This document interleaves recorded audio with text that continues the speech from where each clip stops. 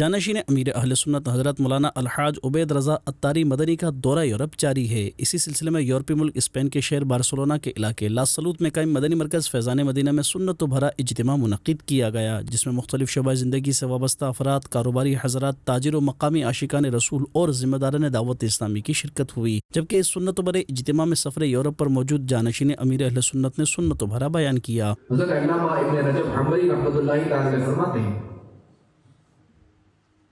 جس نے اللہ تبارک و تعالیٰ کو اس وقت یاد رکھا جب وہ جوان اور توانا تھا، تو اللہ تبارک و تعالیٰ اس کو اس وقت خیال رکھے گا جب وہ بوڑھا اور کمزور ہو جائے گا، اور اسے بڑھاپے میں بھی اچھی قوت سماعت، سننے کی اچھی طاقت، دیکھنے کی طاقت، اچھا دیکھنے کی طاقت اور جسمانی طاقت اور ذہانت عطا فرمائے گا۔ ہماری اکثریت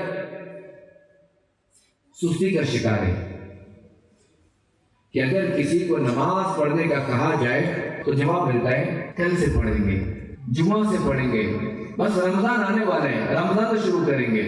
حالانکہ یہ سب جانتے ہیں کہ زندگی کا ایک لمحے کا بھی بھروسہ نہیں ہے، کہ موت کسی بھی وقت آ سکتی ہے۔ اس موقع پر جانشین امیر اہل سنت نے شرکاء اجتماع کو دعوت اسلامی کے دینی کاموں میں حصہ لینے کا ذہن بھی دیا۔ دوران اجتماع جانشین امیر اہل سنت نے اسلامی بھائیوں کو سلسلہ عالیہ، قادریہ، رضویہ، عطاریہ میں داخل کر کے امیر اہل سنت کا مرید بنایا، اور پھر مولانا حاجی عبید رضا عطاری مدنی نے دعا کرائی۔ اس کے بعد سنت و بھرے اجتماع کے اختتام پر صلاۃ السلام پڑھا گیا۔